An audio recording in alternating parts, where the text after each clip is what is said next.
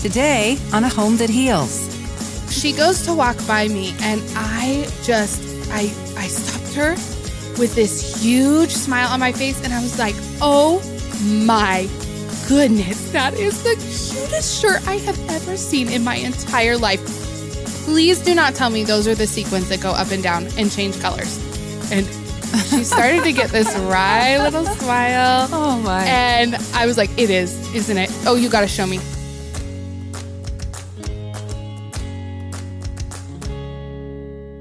It's so good to have you along with us today. I'm Dee, and my daughter Bree. We get to do this podcast together, and sometimes it's the only time during the week that we can actually sit down for a few minutes and chat, and we're just so glad you're joining us.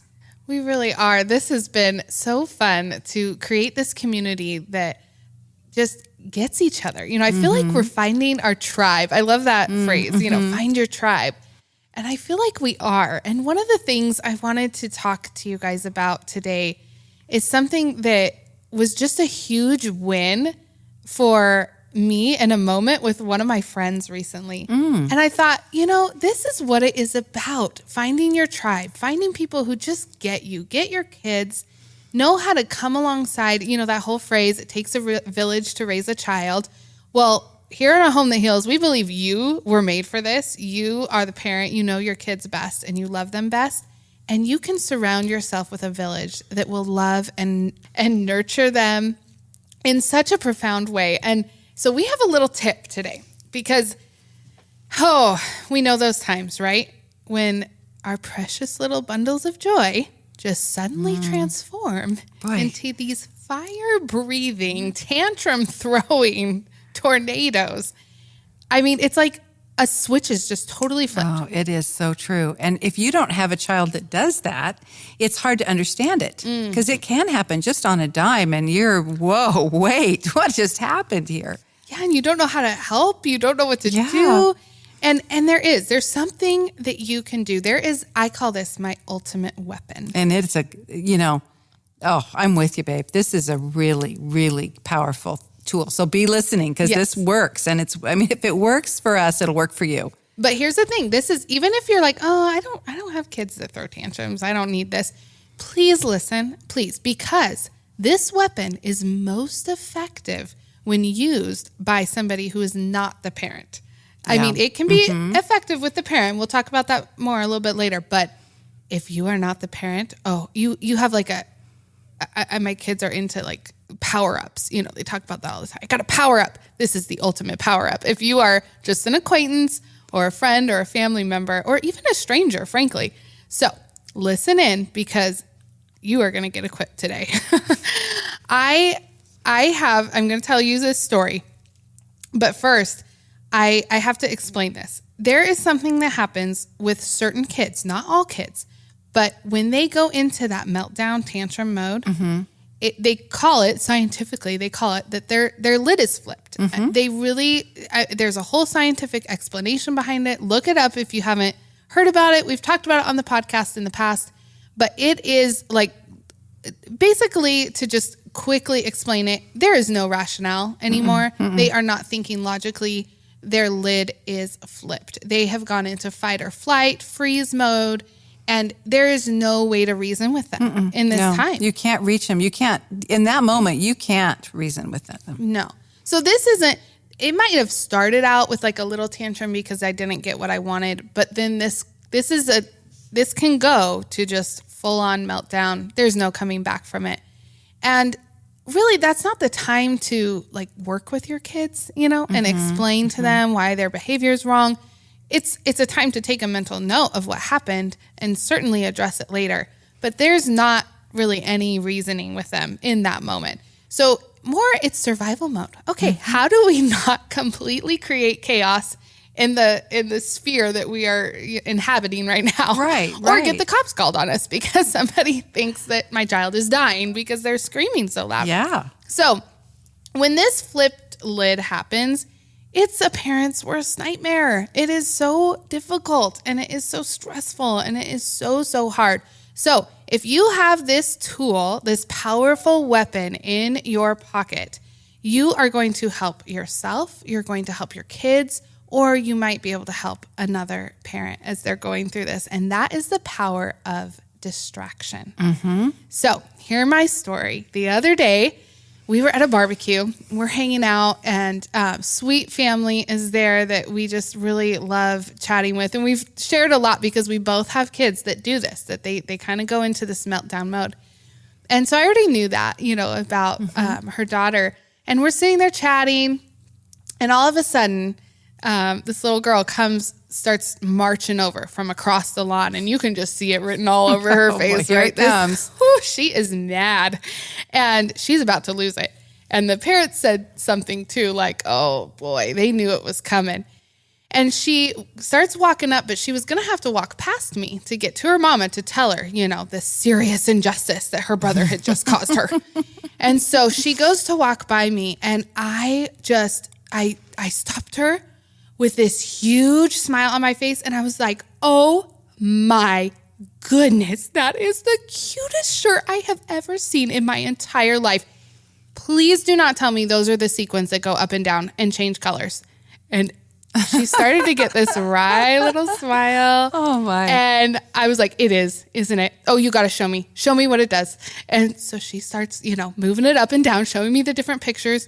And I said, oh, that is so cute. And look at the sunglasses on the little sun. That's adorable. And is yellow your favorite color? I love yellow. It makes me so happy anytime I see the color yellow. And she's kind of answering me, still wanting to walk over to her mom to tell her all about what just happened. And pretty soon she starts answering me more. I start asking her about school. Now, I forgot, sweetheart, what grade are you in? And she tells me, and school's about to be ending. And so have you already had your last day? Oh, no, that's this week. Oh, do you get to have a huge party? I mean, I am just firing off as many questions as I could possibly think. And before I know it, she's telling me all about her school carnival that they're going to have and her plans for the summer and just how much fun she's going to have. And I'm still asking questions. And all of a sudden she looks at me and she says, are you done asking me questions? Because I really want to go play. I said, oh yeah, I'm so sorry, sweetheart. You just go have a good time.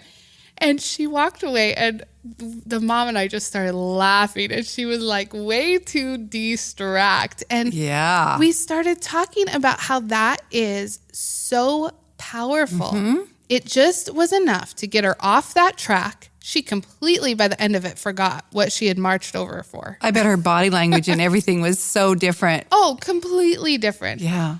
And like we talked about, though, what's funny is it could have worked for her mom. She could have marched over to her mom, and her mom could have tried to distract her with something. But it was more powerful because it was me. It was somebody different. It was somebody who was able to completely get her off the track of, the horrible thing her brother had done to her and how frustrated she was at her brother because I wasn't mom, Now, I do this with my kids all the time. And I will tell you, 100 times it'll work. And 150 it won't. Yeah. Just, you have Kinda to. depends. It depends. And so for me, it's worth trying. I might as well try to distract them. Yeah. Because I have that, chance of not encountering the meltdown. But I also want to encourage you, if you are a friend or a family member of somebody, really look for these opportunities. Makes it kind of fun, actually. It is. Oh, it is so fun. But as a grandma, I will tell you, I've learned the hard way. There are some things you shouldn't do. And I wish I could say I didn't do these things, but I did. One of the things because I picked up on this idea just from watching you. So I would do it, but I would immediately start asking a question, like, oh, did you have fun at the park yesterday? Or, something dumb like that. No. You ask a question like that, their brain is not engaged enough to get off of that high emotional state to then start to rationally answer even a simple question like about going to the park yesterday. I think what you did was brilliant because you weren't giving her a chance to really do anything other than show off her cute, t-shirt. And so I think that's really important because, I'm the kind that I ask a lot of questions. That usually is something that I like to do, but I've got to realize that when their lid is flipped, you got to get them kind of back into sort of a mode where they can actually answer some questions. Yeah. No, and I mean, I do think that is the art of it, is at first talking a lot and being very excited. I think, there are people that have that very calming, peaceful presence about them. And so they might have a different tactic that works about really helping calm them. I don't have that spirit. I have a very energetic, lively spirit. So I'm going to do everything I can to get that kid excited about what I'm talking about and to try to paint a picture and get them focused. And that really is what it is. It's shifting their mindset. It's getting them to completely shift what they're thinking about and then start asking little questions that are easy for them to answer. And then pretty soon they're talking and they're all excited to tell you a story. But it takes a little while because it takes a lot to get off that track. They are hyper-focused and they are in fight or flight mode. And so you really have to work hard at it. Yeah. But it is fun. It is so fun. And it's fun to see what you do for the kid. And I know there's been times with my own children where then later I've been able to talk to them about how upset they were. Yet was that really worth getting upset for? Because then once you shifted your mindset, instead of ending up, coming over and complaining and crying and getting mad and being upset, you ran out and you played kickball and you had a blast. Yeah. And so it helps them kind of see, oh, wow, maybe I don't have to get so upset about the little things because then I miss out on a lot of fun. Yeah. Good. I love this strategy. I've watched it work too, so I can honestly say it's a good one. And and Bree said it's not going to work every time. So if it doesn't work the first couple times you try it, maybe try again. Try some of the nuances that we've talked about a little bit so that you can perfect it and make it an art in your own home to kind of get off that track. I picture a train track in my kids' brains, my kiddos' brains. So I see this track going, all around.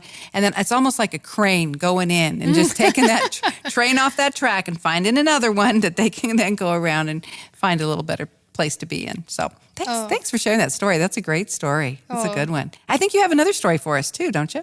Oh, I do. We had a really, really wonderful breakthrough moment with my oldest, and I can't wait to tell you about it when we get back. So stick around. You'll hear a little bit more about what's happening at our farm and with our horses.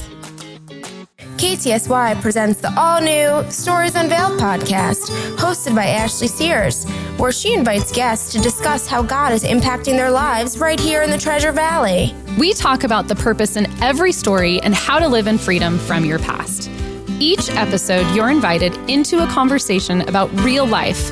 If an issue is addressed in the Bible, then it's important to create a safe and supportive space to discuss it. New episodes of the Stories Unveiled podcast are now available at ktsy.org/podcasts or listen at all major podcast providers. The Stories Unveiled podcast is created in partnership with KTSY and Barefoot Media Ministries. For more encouragement and other podcasts, visit ktsy.org.